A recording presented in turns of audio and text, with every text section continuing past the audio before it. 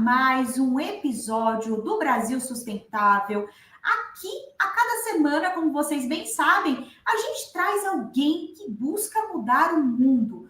Já trouxemos aqui Ailton Krenak, SOS Pantanal, SOS Mata Atlântica, trouxemos grandes professores universitários, cientistas, pesquisadores, jovens que buscam também lutar pelas suas regiões contra o aquecimento global, contra o negacionismo climático, enfim. E hoje nós temos aqui uma pessoa para lá de especial, que é da nossa audiência, um cara extraordinário, com várias formações aqui, olha só.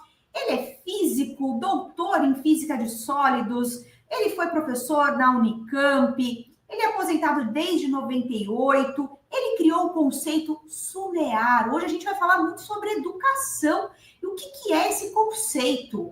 Ele está aqui conosco, Márcio, esse cara que acompanha todos os nossos programas, que já participou do programa do Conde, já participou de vários episódios e programas aqui no nosso canal, e hoje ele é o nosso convidado especial, para lá de especial, do Brasil Sustentável. Seja muitíssimo bem-vindo, Márcio, ao nosso programa. Nossa, Beatriz, você não queira saber quanto eu estou satisfeito de estar aqui com você, porque eu gosto muito do que você faz, de você, da dedicação. A dedicação que você teve a essa preparação dessa conversa nossa é maravilhoso. E nós somos fãs do 247, como todos sabemos, né? Então, eu fico muito feliz. Aqui. Um abraço grande para você e para o público que nos assiste. E, pessoal, não esqueçam, já deixa seu like aqui, comentem, compartilhem com o máximo de pessoas possíveis. Sabemos que temos muitos educadores que também levam essa pauta para a sala de aula. Muitos professores que mandam para mim um retorno e falam: nós discutimos em sala de aula essa temática, os alunos amaram. Então, é essa a ideia. Agora, quem é o Márcio? Pode deixar meu contato para os professores, viu? Com certeza. Ao final do programa, a gente vai deixar todos os seus contatos. Márcio, quem é você por detrás de todos esses crachás? Físico, professor universitário, estudou fora, tem um currículo para lá de longo aqui que eu ficaria o programa inteiro falando. Então, quem é o Márcio por detrás do crachá e o que te conecta à pauta de sustentabilidade, de educação ambiental? Bom, vou tentar responder. Eu acho que essa ligação com a educação ambiental eu tenho há muito tempo. E, sobretudo, com a educação em geral e com os problemas ambientais. Porque, como muita gente diz, a educação, por si só, propriamente dita, se ela não for ambiental, ela não é educação. Ela não é dialógica, ela não faz uma leitura do mundo, como diria meu amigo Paulo Freire, e uma leitura consciente, tentando construir o saber a partir da reflexão, do, como ele diz, o pensar certo, e do estar no mundo, que é outro termo dele. Então, essa ideia me percorreu, talvez até instintivamente, desde a adolescência, onde, morando em Petrópolis, eu lidava muito com música, com cultura, eu tinha um clube de jovens. Na Unicamp, eu lidei com a alfabetização na favela da Rocinha, eu tentava alfabetizar em matemática, dar aula de conta, e pertencia à Ação Popular. E na Unicamp também eu cuidava do cineclube e de um curso de cinema que funcionava às quartas-feiras, onde o público eram os alunos e o cinema novo em peso toda quarta-feira. Então, é uma coisa da diversificação. Eu sou diversificado, talvez disperso, mas tem me feito bem. Agora, outros detalhes sobre a sua personalidade. Tem uma placa de rua atrás de você, Rua Marielle Franco. Tem essa camiseta também que eu queria que você levantasse e mostrasse para a nossa audiência. Eu estou na Rua Marielle Franco e a caráter fazendo uma homenagem a mais um uruguaio porreta extraordinário, além do Mujica, etc., que é o Joaquim Torres Garcia. Levanta para o povo ver, para a gente... Fez esse desenho da América invertida quando eu nasci, 1943. Excelente. E diz no texto, entre outras coisas, que de agora em diante os navios não mais sobem para ir à Europa, mas descem.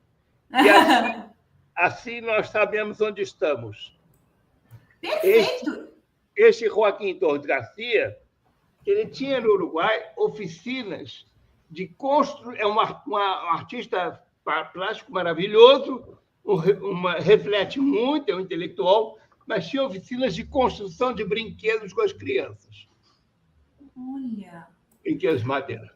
Agora, pegando o gancho, conta pra gente como que você criou esse conceito sulear. O que significa isso? Qual é a proposta? Qual é a ideia para as pessoas, para a audiência, para os educadores, os estudantes que estão nos acompanhando ou que vão nos acompanhar, entenderem qual é esse conceito? Pois é. Seguindo o Joaquim Torres Garcia, eu explico um pouco mais a partir daqui, porque esse globo permite girar e botar a América invertida.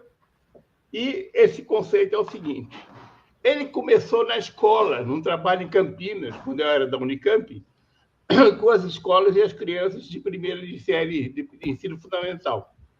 Eu comecei a trabalhar com os professores, professoras, sobre vários conceitos, tentando puxar pela leitura do mundo, pela observação do que está em volta.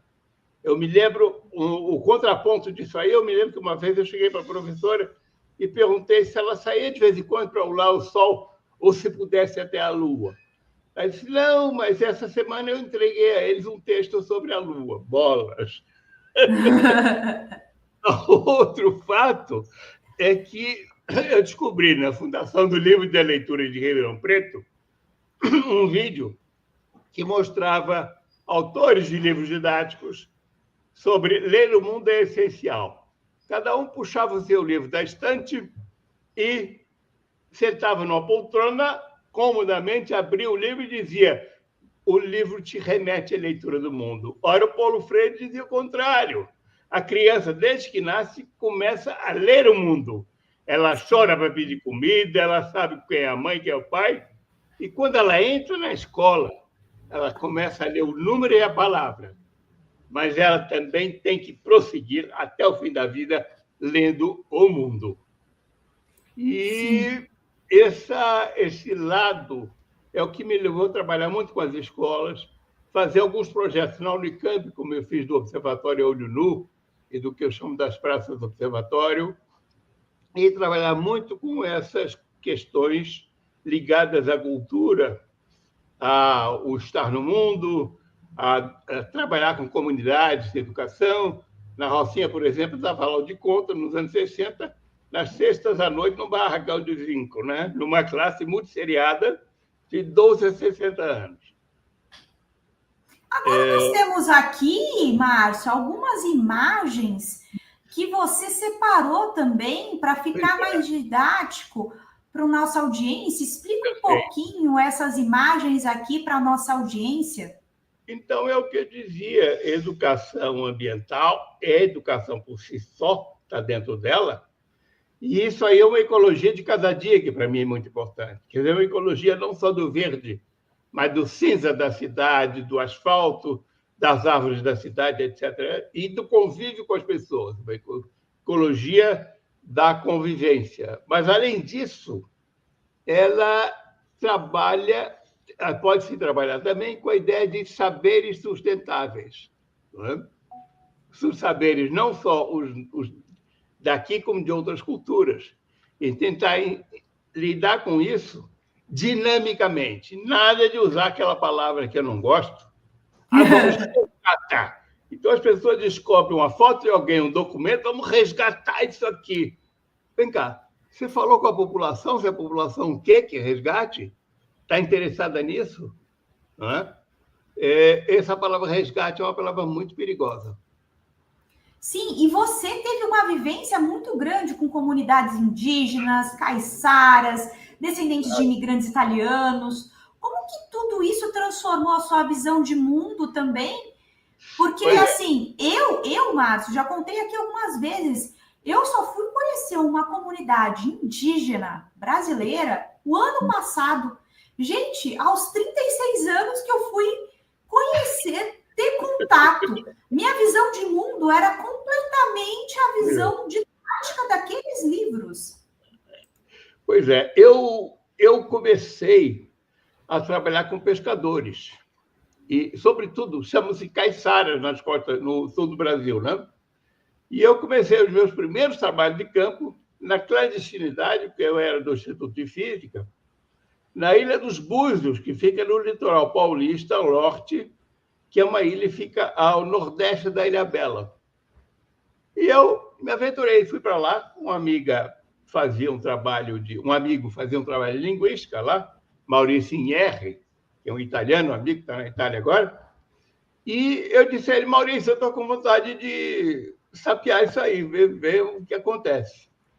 Eu fui com ele, a ilha tem 8 quilômetros de pista, de trilha, uma fossa na ilha inteira, não tem luz, e eu fui para lá, foi a minha primeira experiência de campo, já interessado demais pela antropologia, embora era física.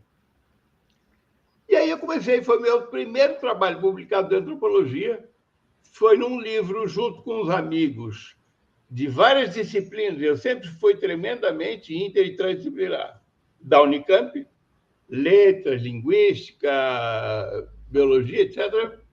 E nós fizemos um livrinho desse encontro na SBPC, chamou-se Caminhos Cruzados. Ele está lá no site Sulher, é um dos últimos links do livro Caminhos Cruzados. E essa minha experiência da Ilha dos Búzios, eu me lembro que eu dei um título, eu estava inspirado, eu acho, Saber Mágico, Saber Empírico e Outros Saberes na Ilha dos Búzios. Olha! Foi uma experiência maravilhosa. Isso foi o primeiro texto, portanto, de antropologia, foi em 81, 82, por aí. Eu ainda não tinha nascido. Agora a gente tem outras imagens aqui também. Bom, eu não contei disso, né?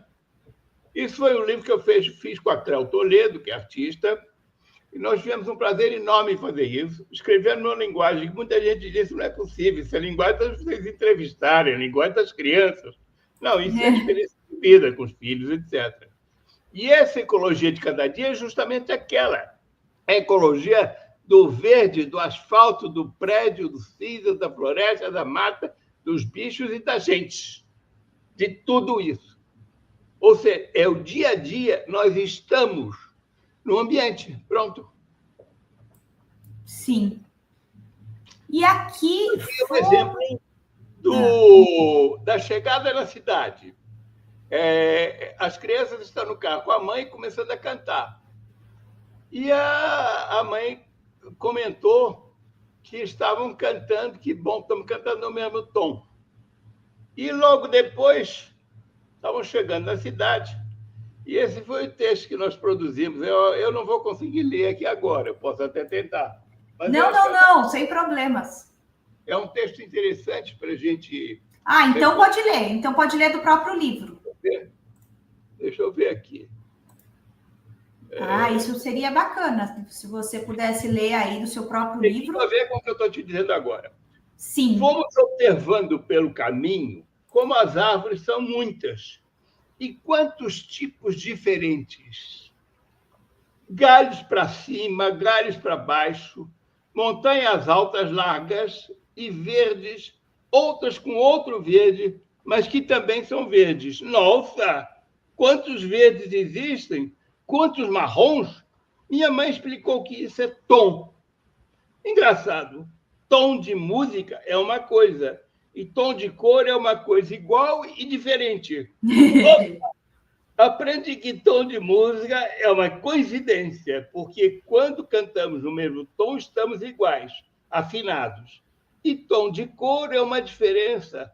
São mais claros ou mais escuros. Agora o céu estava mudando de tom.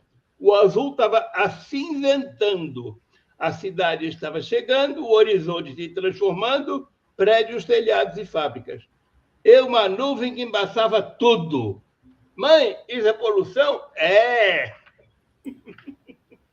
Olha, você sabe que no período da pandemia, eu fiquei como cuidadora dos meus pais, numa cidade bem pequenininha, e depois de um período eu comecei a observar de fato detalhes de que quando eu era criança eu não percebia, não notava a curvatura das montanhas, o pássaro que ficava interagindo com o outro, o cantar deles sempre no mesmo horário, a caminhada das formigas. Eu falei, gente, será que eu tô ficando louca ou será que isso é o resgate da humanidade, de tentar ter esse contato com o que é a vida, de fato?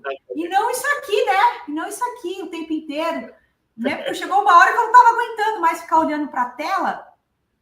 Mas você tem outras imagens aqui. Deixa eu colocar aqui para gente. O que é isso aqui? Explica para gente. Só uma dicasinha sobre esse livro. Você percebeu que o livro tem uma imagem e nessa produção das imagens ele trabalhou fotografando e desenhando por cima ou colando por cima. Depois tirando um xerox preto e branco. E depois colorindo com lápis de cor. Coisa que na escola pode se fazer. Assim Sim. são produzidas as imagens desse livro. Incrível. Bom, isto aqui é o Aldebaran, que é uma estrela da constelação do Touro, estrela vermelha, e é o Observatório a Olho Nu da Unicamp. Eu concebi esse projeto em 1900 acho que foi 86,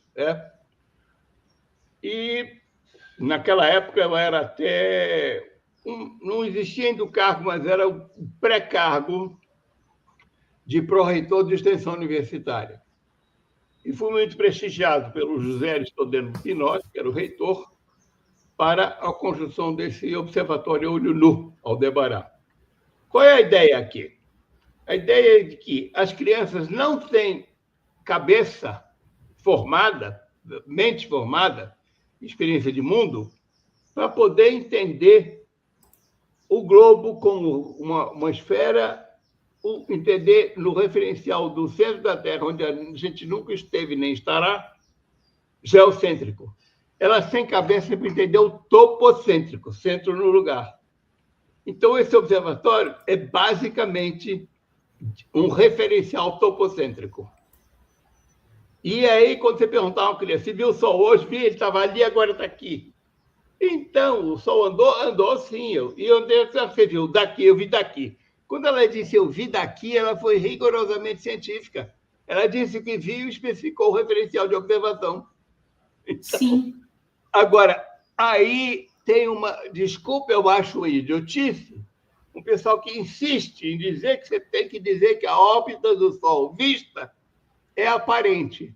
Porque, de fato, a Terra gira, ela gira em torno do Sol. Esse, de fato, para a criança, é um crime. Porque ela não tem maturidade para entender isso. Sim. O Sol, aquilo é o caminho do Sol e está acabado. O Sol está andando ali, eu estou vendo. Ué, é a única condição em que eu posso ver, as pessoas chamam de aparente. Pode ser um aparente como aparece para mim. Mas não, é fingido. Agora, esse livro que você também mencionou... Qual? O livro aqui, este livro, A Ecologia de Cada Dia, esse livro, ele chegou a quais lugares? Como que a gente sabe, assim, porque a grande proposta, de fato, é mudar alguns conceitos que são distribuídos aí para o Brasil inteiro. Eu sou filha de professores e eu sempre acompanhava os livros que eles davam aulas, e eles tinham também as próprias críticas aos livros e etc. Mas para onde estão esses livros? Como que você conseguiu distribuir também esse conteúdo? Boa pergunta. Este livro foi publicado, acho que foi em 91, tá? 91. E pela Saraiva. Felizmente, na época, as condições eram boas e a gente conhecia algumas pessoas. A Fundação do Livro Escolar distribuiu um monte de exemplares, mas um monte. Olha, que ótimo. E agora, de repente, o editor-chefe da Saraiva me ligou. Márcio, o que eu faço com os livros todos que eu tenho aqui? Quantos são? 8.000. Ué, não sei o que eu posso fazer, eu vou distribuir como eu puder. Aí ele me mandou um monte, não me mandou tantos, e eu comecei a distribuir para a Secretaria de Educação, etc, etc. Agora, era a véspera da eleição. Já até sei o que aconteceu. Ele teve tempo de distribuir e o troço deve ter ficado almoxarifado e virado lixo. O próprio editor me falou, escuta, se eu não pegar esse livro, o que vai acontecer? Vai virar papel picado. Nossa! Então, a coisa que eu fiz, apesar do livro ser um pouco datado, né, foi colocar o livro inteiro no site Sulher. Sim. Incrível também. Eu já imaginava que poderia ter acontecido algo do tipo. Como é difícil, de fato, a gente conseguir espalhar conhecimento com um olhar diferenciado para o público que a gente mais precisa. Exatamente. Eu usei muito esse livro, sabe onde? Pelas projeções, etc. Aqui em Rio Novo, com 9.000 habitantes, onde eu trabalhei com uma amiga que é vereadora, que agora nós fizemos uma campanha grande para ela, vereadora pelo PT, e que tinha um bar onde nós nos reunimos à tarde, antes do bar abrir, com as bebidas alcoólicas, com crianças do bairro, fazendo um certo reconhecimento do bairro, trabalhando sobre um monte de outros temas, céu e terra, e, inclusive, trabalhando essa ideia de leitura do mundo. Uma das coisas que eu fiz foi pedir um amigo aqui de uma gráfica para fazer um mapa bem grande e lona da cidade, e eu não devia ter te mandado as fotos, tem foto das crianças em pé sobre o mapa. Olha! O bairro delas fica perto do cemitério. Então, uma das crianças está em pé, com a mão assim abaixada, e depois que nós pusemos o mapa no chão. Ela está com a mão abaixada em direção ao cemitério aqui. Eu falei, olha, levanta o braço. Ela levantou o braço. O cemitério está para lá? Não. Então nós vamos ter que olhar esse mapa e ajustar, reorientar o mapa. Reorientamos e depois começamos a trabalhar sobre o bairro, sair, ver o bairro, ver ali no mapa, etc. Agora, uma pergunta que eu separei aqui. É o projeto que a Madalena, minha esposa, deu um nome felicíssimo e que a gente está fazendo aqui com esse pessoal do bairro de Rio Novo, chama-se Aqui Tem, com exclamação. Olha, isso eu não sabia, não. Agora, do ponto de vista da proposta do termo até Sulher, como que a gente pode reconstruir essa percepção de tempo para favorecer as relações mais sustentáveis? Tá. Talvez a percepção do tempo, aliás, não é só do tempo, é do tempo e do espaço. Né? E, aliás, eu preciso falar com você depois sobre essa ideia de tempo, espaço e lugar. E a leitura do mundo diz isso, né? O que ocorre agora, o que eu estou vendo, o que eu vi ontem, o que eu vejo amanhã. Né? Então, essa percepção é uma percepção que você faz do seu lugar. Como dizia o Michel de Certeau, que é um cara genial, um francês, que foi tudo na vida, eu tenho meu próprio. Eu estou conversando com você do meu próprio, minha cadeira. Você está aí na sua cadeira. Isso são os lugares nossos. Quando esse lugar ganha, as coisas do lugar, até a minha boca, ganham mobilidades, vetores, então se constitui um espaço, porque o espaço é sempre socialmente construído e é um espaço de comunicação. Quando eu faço um eixo de coordenadas x, y, z e boto um ponto, aquele ponto não é um lugar. Aquilo é um ponto para o meu interlocutor saber onde eu estou, onde é o meu lugar, etc. Portanto, já é implicitamente dialógico, de diálogo. Então, o espaço é socialmente construído. E o lugar tem o seu próprio, por exemplo, as nossas cadeiras ou a nossa caixa postal, se isso ainda existe. Agora, temos várias outras imagens aqui. Tomara que dê tempo. Pera. Vamos ver aqui.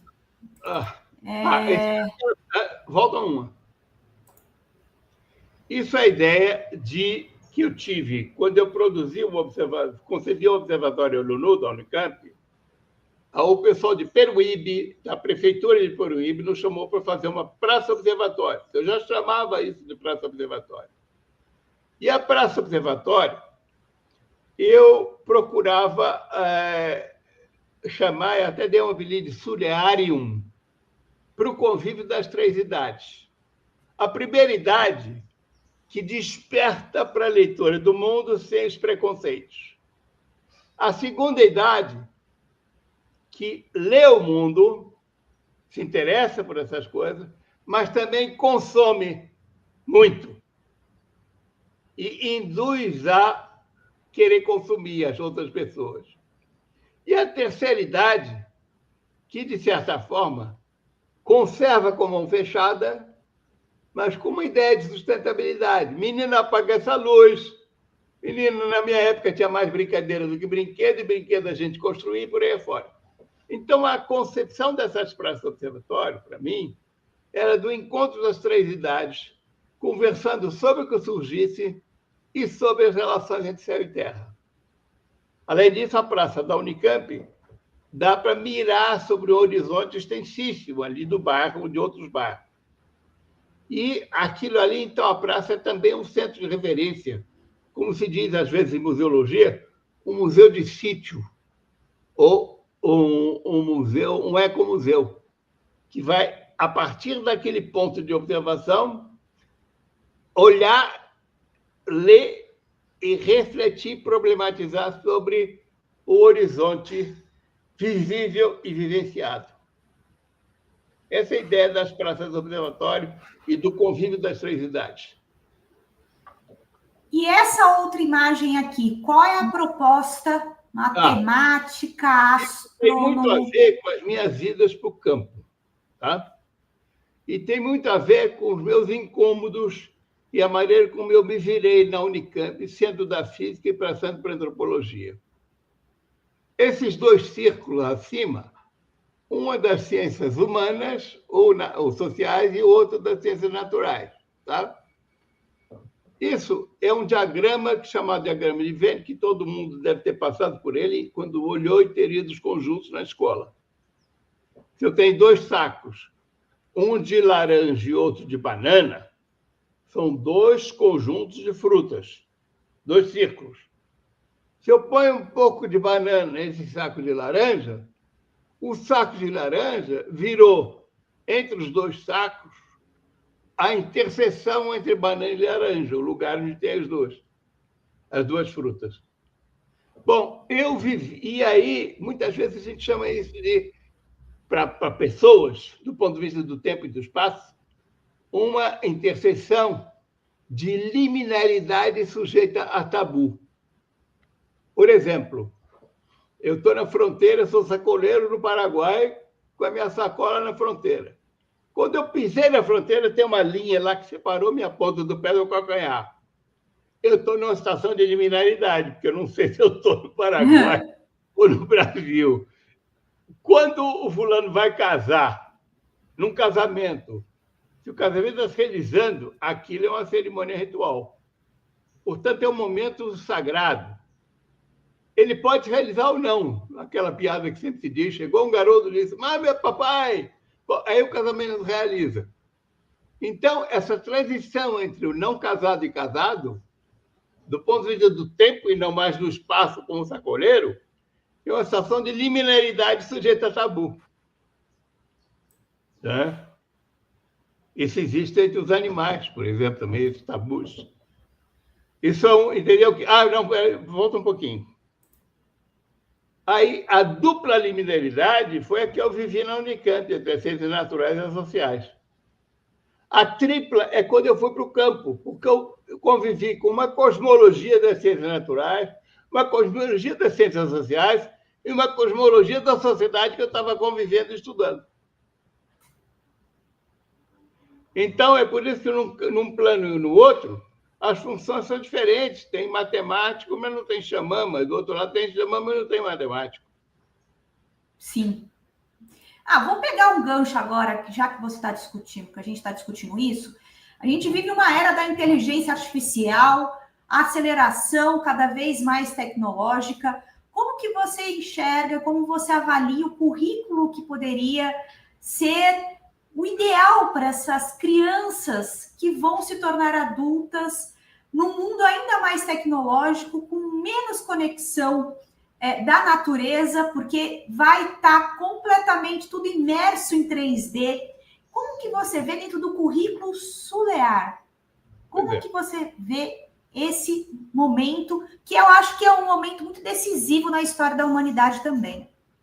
Pois é, o problema aí... Você sabe que eu estou sem o meu texto aqui, que eu produzi. Eu vou ver se eu ponho aqui no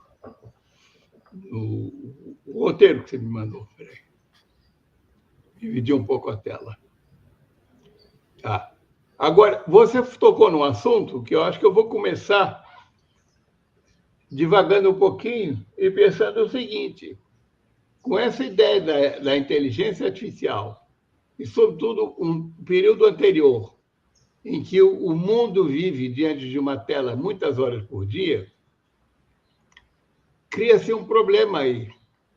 É que a gente passa horas e horas do dia lendo o mundo em duas dimensões. Quando a gente sai do nosso próprio lugar e vai para o mundo, a gente passa a viver em 3 dimensões. Essa transição já é uma transição complicada. Muita gente faz essa transição quando antes pegava um mapa de rotas de estrada ou de ruas e o que você fazia? Olhava o carro, via a rua que você estava, na rua está aqui, põe a rua paralela ao teu sentido. Agora o teu mapa não fica mais assim, ele fica assim no celular, perto do vidro. Então, todas essas transições são muito complicadas e são uma cutucada tremenda para a gente problematizar isso. Esses dois mundos, etc., onde a gente vive. Não é? E, então, essa é uma questão sobre isso que você falou. Agora, a inteligência artificial ela pode ser útil, mas é perigosa, porque precisa ter um espírito crítico forte. E nem os professores são bem formados para isso. Muita gente não. Então, eu acho que ela pode ser usada, deve, é muito boa, eu uso, tá? Mas com bastante crítica. Essa pergunta que você me fez, qual é no roteiro que eu fiz aqui? Eu já estou pulando tudo, eu tô seguindo aqui um pouco da nossa conversa. Não, porque eu botei uns resuminhos aqui. Porque tem uma pergunta que eu faço ali para você, que é o currículo Suleado, de educação ambiental para o ensino fundamental, principalmente. Eu acho que esse currículo Suleado, primeiro tem essa ideia de leitura do mundo, que é uma ideia freireana. Eu estou brincando que tem umas divergências, eu não vou entrar nesse detalhe, mas eu sou mais freireano do que freiriano. E nós fomos muito amigos. Conversamos muito. Na beira da piscina, quando eu morava em Campinas, de vez em quando eu ia de picanha em punho para fazer churrasco e conversar na piscina com ele em São Paulo. Ele e a Anitta, que é muito amiga minha até hoje. Mas eu acho que o currículo ele precisaria pensar num professor reflexivo, bem formado, não escravo dos programas, das emendas, do que tem que ser cumprido no determinado tempo, porque você tem que levar em consideração que as pessoas são diferentes. O ritmo de pensamento é diferente. Então, essa ideia de centrar na leitura do mundo, entender bem o espaço em que vive, e eu acho que é muito importante que seja feito isso, que a professora vá ver o sol ou ver a lua, mas não entrega um textinho que fala romanticamente sobre a lua. Eu me lembro que numa escola de Campinas, eu estava trabalhando numa das classes com o professor, e ele estava lá com uma vasilha para contar as formigas, cada dia que estavam naquela produção de uma compostagem com formiga, com minhoca, contar as minhocas, desculpa, contar as minhocas. Nós estávamos fazendo uma outra compostagem de lixo e era março. A diretora bateu na porta e disse: olha, pessoal, essa turma é a responsável esse ano por fazer o quadro da descoberta, não da inauguração, do Brasil. Olha! Acabou com tudo! E Desculpe. Imagina. A compostagem que estava sendo feita, ela vai fermentar. Você pode medir a temperatura, depois você pode preparar vasos, plantar, etc. E estava num buraco, assim, um paralelepípedo, que eu encontrei na escola e pedi para fazer. Em volta tinha uma calçada. Um belo dia eu cheguei lá, a diretora me disse: olha o que eu fiz, tentando me proporcionar uma surpresa. Encheu a calçada de vasos que ela comprou de plantas fluorescentes. Eu vou falar de pressa quando falar do ciclo do tempo. A pressa dela é um horror. Ela não deu tempo para as crianças absorverem o ritmo da natureza, né? Na fermentação da compostagem e experimentarem a compostagem. Né? Agora, como que a gente pode articular na prática educativa esses conhecimentos da ancestralidade, da ciência, da experiência sensível do mundo? Parece que a cada, assim, existe uma perda de sensibilidade também quando você não tem o contato com os bichos, com o relógio do tempo ali, o nascer do dia, o pôr do sol. E mesmo com as coisas mais distantes. Essa mesma diretora, um dia chegou para mim e disse, horrorizada, os alunos tinham ido ao planetário. Ora, o planetário, você olha a cúpula, como Sim. Você olha todo dia o seu céu, a abóbada. Imagine, os alunos foram e o professor de lá disse que o sol gira, que o céu se move, não sei o quê. Eu falei, ué, sim, é claro. A gente agora está parecendo parado, nós estamos olhando, viajando a 200 mil km por hora em direção à Estrela Vega, ninguém percebe. Não, mas nós temos que trazer algumas certezas para essas crianças. Meu Deus. E uma das perguntas que eu tinha também separado para você, quais os riscos que corremos ao tentar traduzir saberes tradicionais para linguagens escolares? Eu me lembro. Eu acho fundamental a gente fazer essa tradução. Até me referi ao Clifford Geertz, que é um antropólogo extraordinário, que fala de tradução cultural. Agora, essa tradução tem que ser trazida sem aquele entusiasmo do resgate, que a dinâmica da cultura, a cultura é dinâmica, se atualiza. Então, eu preciso trazer coisas que são compatíveis com o universo em que elas vivem. Os antropólogos fazem isso. Portanto, é melhor trazer coisas contadas pelos antropólogos do que contadas pelos arqueólogos, não é? Então, nesse caso, são coisas que eles podem aproveitar desse saber maravilhoso indígena ou de pescadores, etc., que é construído na experiência de fato vivida, de fato feita.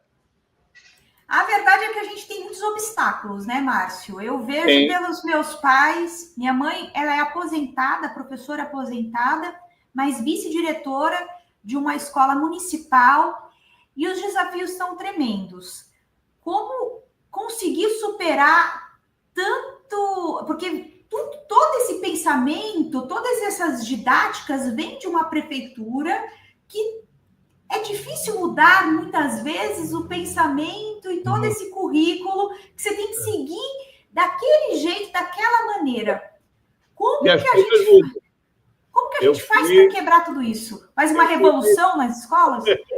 Precisava, não da escola militar, mas eu fui de apoio para o Paulo Freire, da Secretaria de Educação com as escolas, na época da Erundina em São Paulo.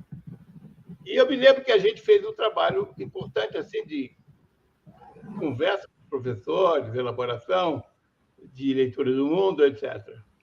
Mas eu trabalhava com o pessoal da classe elementar. Mas veio a eleição, veio o Maluf. Nossa Senhora! Virou lixo, né? Então, agora, eu acho que é preciso a dialogicidade, como ele diz, o Paulo, é fundamental. Então, é importante pensar no ensino que trabalhe com estratégias, mas trabalhe também com as táticas. E o professor, quando sentado no seu lugar, prepara a aula estrategicamente. São as estratégias que ele leva no seu caderno. E dá aula. E aí, quando ele chega em sala de aula, é preciso que ele abra o diálogo. Isso significa que abrir para as táticas de cada um naquele momento, que é aquilo que você traz no instante do enfrentamento ou do diálogo. Então, o professor tem que ser estratégico e tático quando ele chega na sala de aula, porque ele abre para o diálogo, né? Esse professor é o professor dialógico. O que não abre para as táticas, fica só com as estratégias, no que a gente chamava no tempo de escola, usa só para dar aula o caderno sebento de sebo, ele então é um professor bancário, como diz o Paulo Freire. É o professor que só faz uma transação. Ele te entrega, você recebe e está acabado, estamos conversando. Decora isso. É quase como a lobotomia. Agora temos mais outras imagens aqui. Deixa eu ver quantos são. Esse círculo é importante. Então, eu trabalho do ponto de vista etnográfico com etnografia do saber. Quando eu faço isso, eu busco o entendimento deles sobre os ritmos naturais, sociais, etc., no lugar em que os Kayapó vivem, na aldeia de Gorotira, no sul do Pará. Né? Esse círculo não é o saber Kayapó, é uma tradução cultural que eu fiz do saber Kayapó sobre os tempos. A isso que a gente faz na academia, se acotovelando com os pares, em geral a gente chama de etnociência ou, nesse caso, de etnoastronomia. Tá? É um ramo da academia. Tem gente que diz que eu vou estudar a etnociência dos cabas. Não, eles não têm disciplina lá. Eles têm outras especialidades. Então, isso é um círculo. Você está vendo que em azul ou turquesa, eu sempre confundo os dois, estão os ciclos sociais, como a festa do Bempe, a festa do milho, a festa do sumo da mandioca. Em verde, então, a interação com a natureza. Tá? E aqui estão alguns céus dessas épocas do ano. de manhã cedo, antes do sol nascer, na época do rio cheio, mas do verão para eles, que tem pouca chuva, que é junho, as Pleiades, que no interior se chama Sete Estrelas, que é um aglomerado de estrelas muito bonito, estão perto do Sol, quase nascente. Depois elas ficam no alto do céu de manhã cedo. Depois a Via Láctea, as cinzas do Jatobá, estão com o caminho do Sol, com o leste-oeste, com nascente poente. Depois as cinzas do Jatobá cortam o caminho do Sol. Então, o que eles estão fazendo na Terra tem uma articulação com os tempos do ano marcados pelas estrelas. Se alguma coisa não se comporta bem no meio ambiente terreno, pela estrela ele sabe que aquela chuva chegou mais cedo ou ainda não chegou. Olhando para o céu Que e sabedoria. céu e terra. É genial isso aí. Então, aqui você tem isso, e o Beto Pup, que foi com quem eu trabalhei bastante nesse círculo, que é um xamã, um Ehangá, como eles chamam, escolheu as cores das luas ou dos meses que estão aqui nesse círculo, que parece uma engrenagem. Né? Agora, então esse é o círculo do tempo Kayapó. O que a gente não pode esquecer é que o círculo do tempo tem uma flecha do tempo, que é a flecha dos envelhecimentos, tá? Do tempo linear. Né? Então, esse círculo de hoje não vai estar exatamente aqui na volta do círculo, vai estar um pouco mais adiante, porque é outro ano. Né? Então, tem uma flecha do tempo puxando os círculos e se cria, então, uma espiral do tempo, uma mola para a gente poder usar os termos do tipo força, energia e potência, porque, pensando a espiral como uma mola. E com isso, eu acho que a gente vai ver uma figura que tem duas casas. Aí. Então, aí você está vendo que eu representei aí um tipo de casa propriedade, que é da nossa sociedade tecnológica, e uma casa oikos, uma casa integrada com o meio ambiente, com a natureza, onde o que era prateleira dentro de casa e geladeira se transformou em ausência de geladeira, e as prateleiras, entre aspas, são a floresta, o lago, a roça, o rio e o mar. E o que era lixo aqui fica duvidoso chamar de lixo de novo. Mas daqui dessa casa propriedade, onde existem embalagens de refrigeração, na outra casa existem casca de, por exemplo, abacate. Tá? Então, por isso esse lixo não existe ali. Então, é muito interessante essa ideia entre as duas casas. A casa indígena, que ele está dentro de casa com os utensílios para explorar, para trabalhar na natureza, colhendo os víveres. E a outra tem os víveres embalados, refrigerados dentro de casa.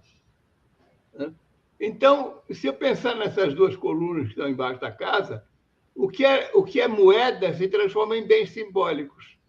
O que é mercado em troca. O que é excedente de produção em produção natural para o consumo direto. O que é armazenamento passa a ser armazenamento natural de víveres nos seus devidos espaços, lugares e tempos. Né? Do calendário, do círculo do tempo.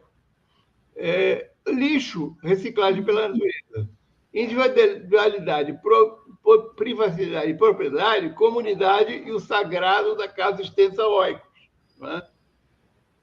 Então, quando você vê aqui em cima essas duas espirais, essas duas molas, que estão num eixo chamado um eixo padrão de sustentabilidade, você vê que a casa-propriedade tenta puxar essa mola o máximo, tentando até linearizar para que não haja mais diferença nos tempos da sazonalidade, das estações do ano. seja sempre o mesmo, porque eu consigo tudo que eu quero, eu compro, eu importo, eu mando vir pela internet o produto que não é do local. Ao passo que a sociedade indígena guarda a mola não distendida, não tanto, pelo menos. Então, vamos refletir sobre isso aqui antes. Conserva a figura, por favor.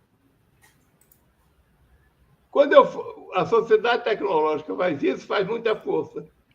Quando ela faz muita força, gasta muita energia. Mas como a sociedade tecnológica, sociedade de consumo, tem pressa, ela gasta muita energia no tempo das tarefas, ou seja, por unidade de tempo.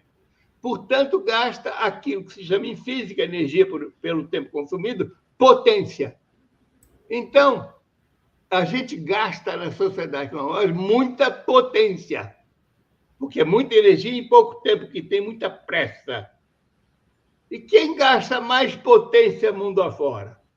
As grandes potências. Excelente reflexão. Agora eu vou acelerar um pouquinho as imagens, Márcio, porque o nosso A gente tempo... está chegando no fim, né? Sim. Esse copo é uma experiência.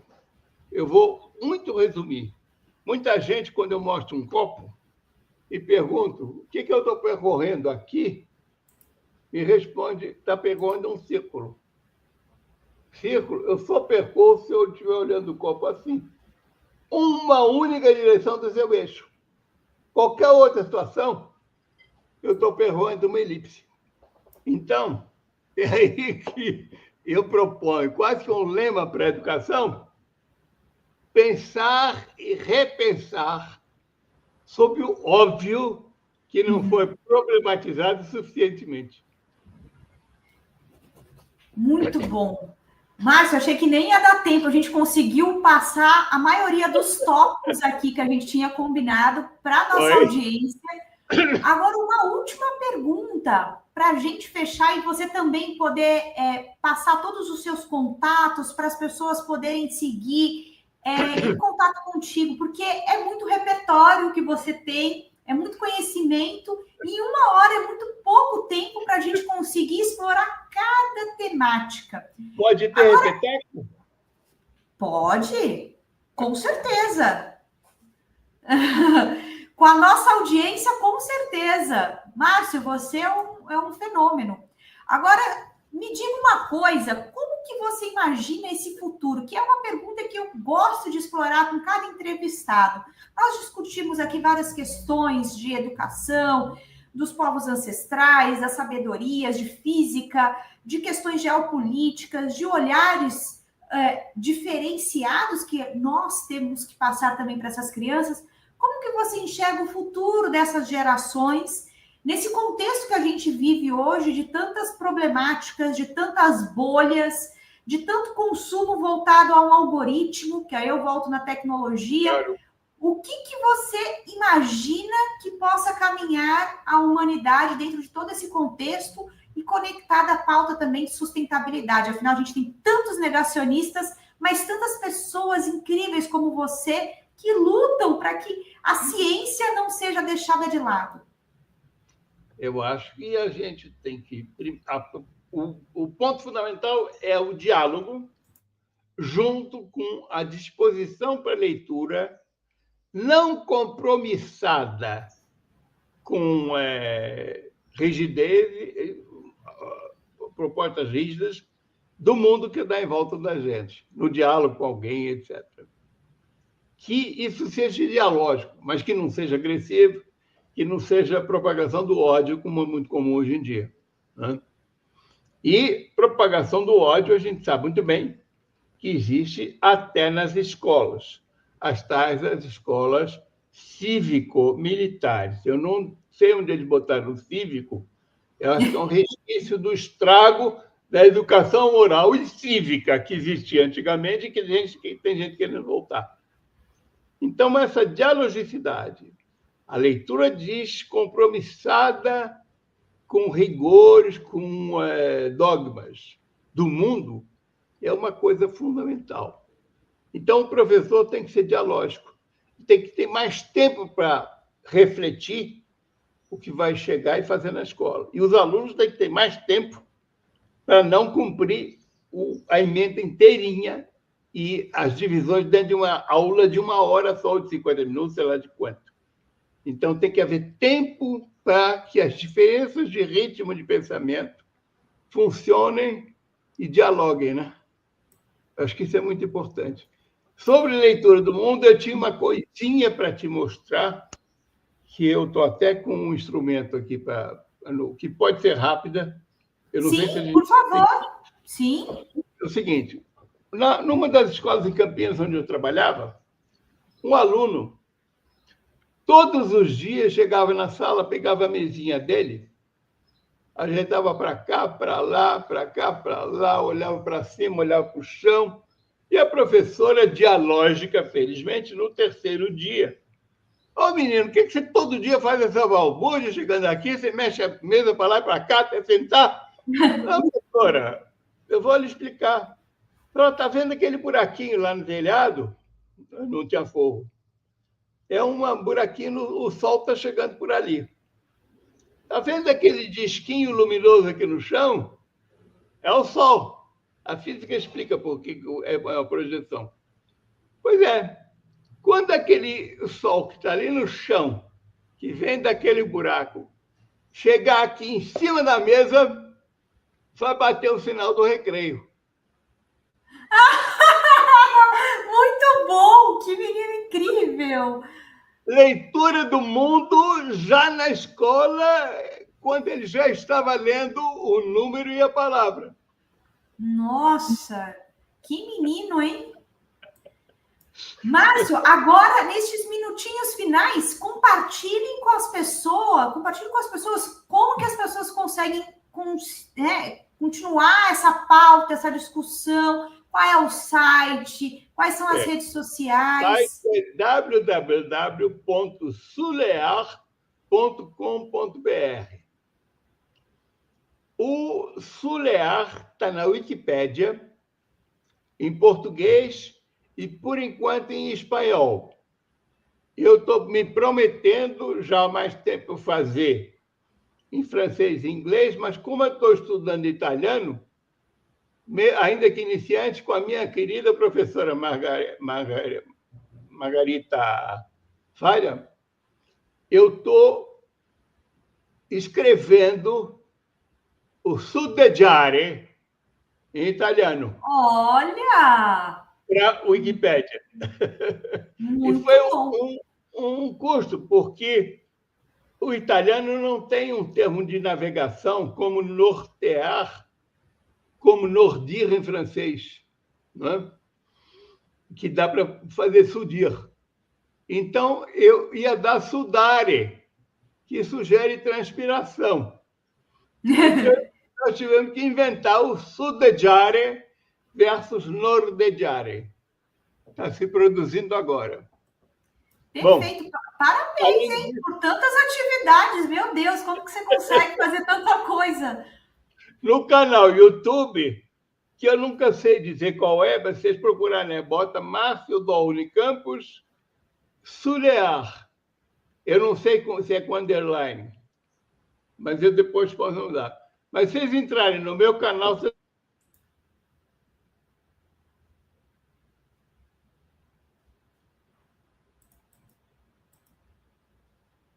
Não sei o que acontece. Não estou conseguindo te ouvir. Não sei se foi algum problema aqui. Você está me ouvindo? Ah, você está no mudo. Você está no mudo aqui. Você precisa... Pronto. Sim. Então, por favor, dialoguem. Eu estou disposto a atender, a conversar. Eu adoro conversar. Então, usem e abusem de algumas dessas coisas aí comigo, tá? Márcio, muito obrigada pelo seu tempo, pela sua disponibilidade, por participar de vários episódios aqui, ser uma audiência super assídua, uma pessoa engajada, uma pessoa de ideias, que busca a transformação de fato. Se você tiver outros nomes de pessoas para também a gente poder entrevistar aqui, Será uma honra. Muito obrigada também, pessoal da audiência. Se vocês também tiverem alguém aqui para trocar, para compartilhar, o que a gente quer de fato é ter esse diálogo com vocês. Muito obrigada, Márcio. E eu vejo vocês, pessoal, no próximo episódio. Tchau, tchau.